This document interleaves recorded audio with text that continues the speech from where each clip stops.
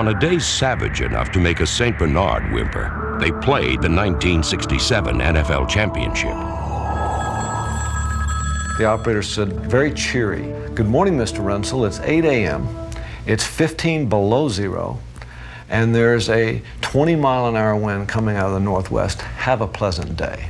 It was so cold that when you literally walked outside, you couldn't take it. Now, you play in cold games most of the time, and it takes a while for you to get cold. But in this particular circumstance, the cold hit you like the moment you were out there.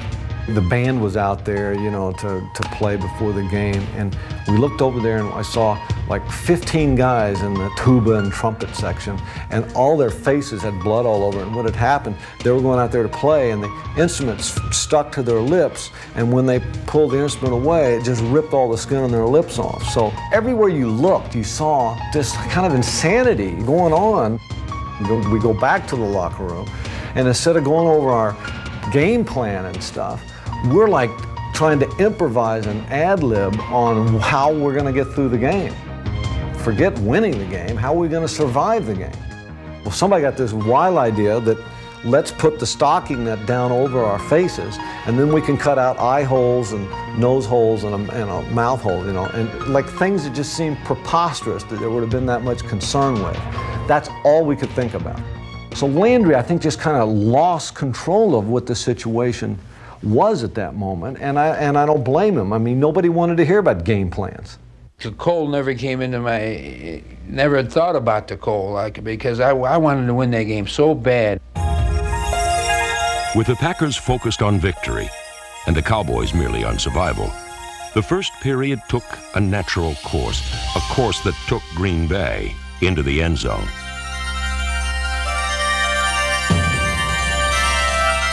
Twice, Bart Starr hit number 86 Boyd Dollar with touchdown passes, and the Packers built a quick 14-0 lead in the second quarter. While the Packers conquered the elements, the Cowboys cowered, captives of the weather. I guess one of my most vivid memories of that game is of Bob Hayes, the wide receiver for the Dallas Cowboys, running his pass patterns with his hands in his pants. He put both hands down in the front of his pants, and he would run a pass pattern with his hands still in his pants. The Cowboys clawed out from under the avalanche of Packer points to bury Bart Starr.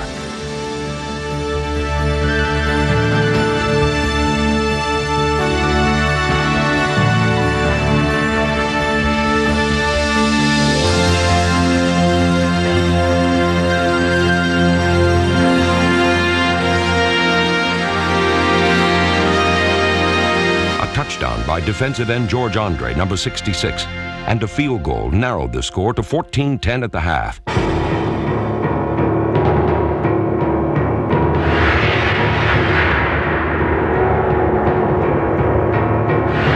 The game huffed and puffed and lost its steam in the third quarter. Lambeau Field was an ice rink, more suited to Hans Brinker and his silver skates than Cowboys in cleats. The field was like take a rug and put it over marble, or maybe just play on marble, and you've got an idea of the field and what it was like in terms of traction. Meredith was sitting in the huddle, and he gets down on one knee and he goes, "Right, I said, "That's easy for you to say, Don, but what did you say?" He said, "Right, on two." And what was happening was his cheeks were freezing, and he couldn't talk, and his ability to formulate the words was leaving him. So Don had to call the plays by taking his hands and moving his mouth in such a way. I mean, he was talking with his hands. 8 seconds into the fourth quarter, the frozen lips of Don Meredith formed a bold but risky call. A halfback option pass from Dan Reeves to Lance Rensel. The pass not only sliced through high winds and frigid air, but seemed destined to carve out the Cowboys' first NFL championship. The Cowboys achieved their first lead, 17-14, and trapped inside their igloo, the Packers appeared a cold and beaten team. When we came on the field as a team to start that drive, and this is most important, everybody in that huddle had the look that we were going to get it done somehow, some way. With 4:40 remaining, the Green Bay Packers launched one of the most thrilling and dramatic comebacks in NFL history. They would have to travel 68 yards across a polar ice cap and through a defense determined to preserve their first NFL title. I remember Boyd Dowler's head bouncing off the frozen turf when he caught a pass for a first down, and his head bounced 3 or 4 times. The Packers marched 66 yards, but stalled at the goal line. 16 seconds remained, and it was 3rd and goal when they took their final timeout. So when I went to the sideline, I told Coach Lombardi the wedge play would work, but the backs can't get there. I said, I'm upright. I can just feel my way in for a couple of steps and then just lunge in there. He said, great, run it. Let's get this thing over with.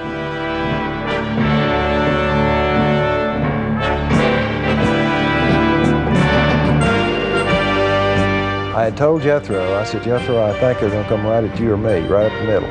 And I was trying to dig some holes with my cleats, but the ice was a couple inches thick. And I said, we ought to call timeout and get a screwdriver and dig us some footholes. 3rd down, inches to go. To Bader. 17-14. Cowboys out in front. Packers trying for the go-ahead score. Starr begins the count. Takes the snap. He's got the quarterback taken. He's in for the touchdown, and the Packers are out in front. And the Green Bay Packers are going to be world champions, NFL champions. Vince Lombardi's Packers claimed a record 3rd straight NFL title in a game that would literally become frozen in the memory.